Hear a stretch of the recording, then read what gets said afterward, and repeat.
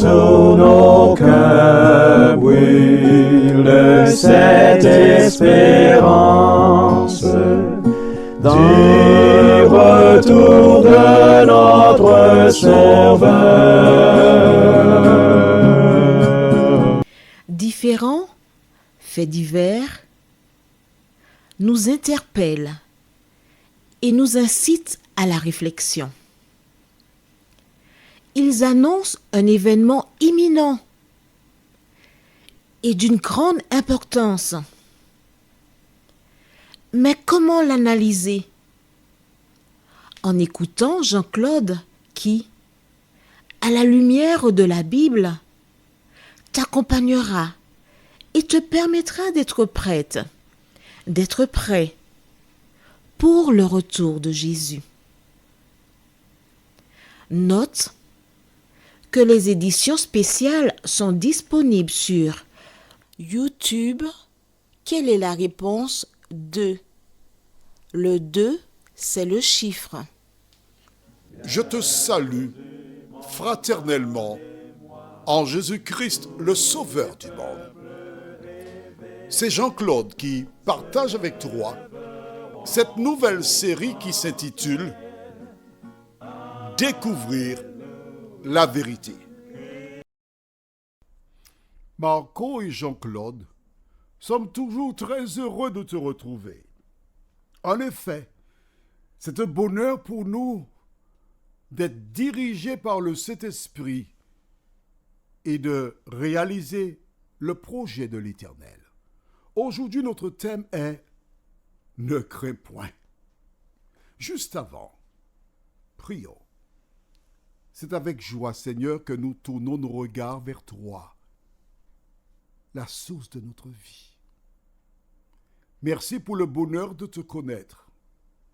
Merci pour l'assurance du pardon de nos péchés et la vie éternelle que nous avons en Jésus-Christ. Alors que nous prenons le temps pour continuer de comprendre, merci Seigneur. Merci Saint-Esprit de nous conduire dans toute la vérité, nous t'en prions, au nom de Jésus pour ta gloire éternelle. Amen. Voici donc Agar qui crie, qui pleure, parce que son enfant va mourir. Toi qui m'écoutes, combien de fois t'es-tu projeté dans l'avenir pour dresser de sombres tableaux alors qu'il n'y a rien à craindre? Il n'y a rien à craindre. Puisque Dieu t'a déjà dit en amont qu'Ismaël sera une grande nation. Si un homme vient te dire, tu sais, je t'aime, tu es l'oxygène de mon âme, c'est en toi que je trouve l'essence de mon existence. Oh, tu peux avaler ces paroles. Mais cet homme peut rendre le souffle de vie dans la nuit et tu te retrouves à la case départ. Et lorsque l'Éternel des armées, le Créateur des cieux et de la terre, te fait une promesse, rien ne peut enlever cette dernière. Voici Agar qui pleure. Nous ne lui jetons pas la pierre. Mais pourquoi je mets l'emphase sur cela? C'est tout simplement pour que toi, tu te rappelles d'Agar et que tu ne fasses pas comme elle. Quels que soient les problèmes que tu rencontres, rappelle-toi, lorsque Dieu t'a fait une promesse, ne crains point. Il s'occupe de toi et il n'abandonne jamais ses enfants. Parce que Dieu n'est pas un homme pour mentir, ni un fils d'homme pour se repentir. Ce qu'il dit, il le fait certainement. Il le fait certainement parce qu'il est l'Éternel des armées. Est-ce que tu as compris cela? Tandis qu'elle est en train de pleurer, quelque chose va arriver. Et nous lisons aujourd'hui dans le livre de Genèse 21, les versets 17 à 19, ce qui suit. Dieu entendit la voix de l'enfant, et l'ange de Dieu appela du ciel Agar et lui dit, « Qu'as-tu, Agar? Ne crains point, car Dieu a entendu la voix de l'enfant dans le lieu où il est. Lève-toi, prends l'enfant, saisis-le de ta main, car je ferai de lui une grande nation. » Et Dieu lui ouvrit les yeux et elle vit un puits d'eau. Elle alla remplir d'eau l'outre et donna à boire à l'enfant. Ah, là nous avons quoi? Des précisions. Là nous savons pourquoi Agar était, entre guillemets, désespérée. Le pain probablement était achevé, mais surtout il n'y avait pas d'eau dans le désert. Et Agar avait soif. Et ces versets que nous venons de lire nous enseignent que non seulement Agar pleurait, mais que faisait Ismaël? Lui aussi il pleurait. Souvent quand des enfants voient les parents pleurer, ils pleurent. Parce qu'ils ne peuvent pas supporter leurs parents qui pleurent. Ça devient naturel. Alors Agar est à environ, on va dire, une quarantaine de mètres en train de pleurer. Et Ismaël, qui l'entend pleurer, mouchant, il se met à pleurer. Mais le texte est beau. Pourquoi? Parce que Dieu entendit quoi? La voix de l'enfant. Je me suis évertué à te le dire depuis quelques jours, que l'enfant qui naît d'une relation illicite est innocent. Il n'a rien demandé. Mais quand cet enfant est en difficulté, quand cet enfant pleure comme ce fut le cas pour Ismaël, l'Éternel le voit, l'Éternel l'entend. Alors toi qui m'écoutes, si tu fais du tort à un enfant, l'enfant de l'autre, l'Éternel l'entend, l'Éternel le voit, tu auras des problèmes parce que Dieu est le défenseur de la veuve et de l'orphelin. L'Éternel l'a entendu.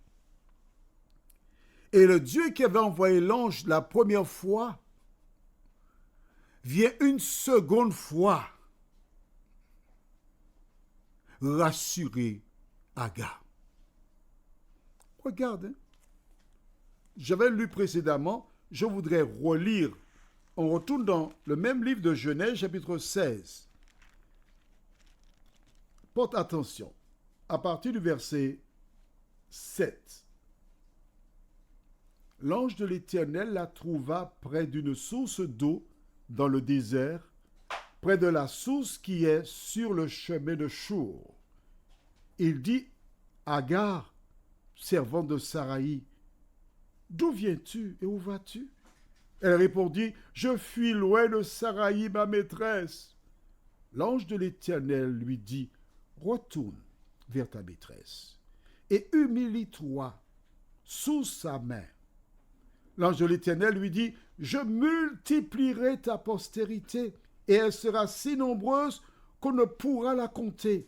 L'ange de l'Éternel lui dit, voici, tu es enceinte et tu enfanteras un fils à qui tu donneras le nom d'Ismaël, car l'Éternel t'a entendu dans ton affliction. Il sera comme un âne sauvage, sa main sera contre tous, et la main de tous sera contre lui, et il habitera en face de tous ses frères. D'accord? L'ange avait parlé à Agar. L'enfant pleure, sa maman pleure, d'accord. Nous comprenons cela sans problème. Mais écoute bien. Quand l'ange s'adresse à Agar, que dit-il? Quelle est sa méthodologie? Au verset 17, il lui dit, qu'as-tu, Agar? Ne crains point, car Dieu a entendu la voix de l'enfant dans le lieu où il est. On s'arrête ici. D'accord? Est-ce que l'ange a dit à Agar, mais qu'est-ce qui t'arrive là, Agar? Pourquoi pleures-tu? Tu as quelque chose là pour pleurer? Je ne t'avais pas dit qu'il serait une grande nation. Je ne t'avais pas dit. Alors pourquoi tu pleures? Non. Vois-tu, Dieu, il est extraordinaire. Pourquoi? Parce que notre Dieu, il n'entre pas dans les débats. Sur le moment, elle n'a pas d'eau. Elle a soif. L'enfant a certainement déjà pleuré et pleure encore. Maman, j'ai soif. Maman, donne-moi de l'eau. Maman, donne-moi de l'eau. Maman, j'ai soif. Elle entend ça, elle a soif. Elle fait des économies pour ne pas boire, pour donner tout à son fils. Mais elle arrive à un stade où il n'y a plus d'eau.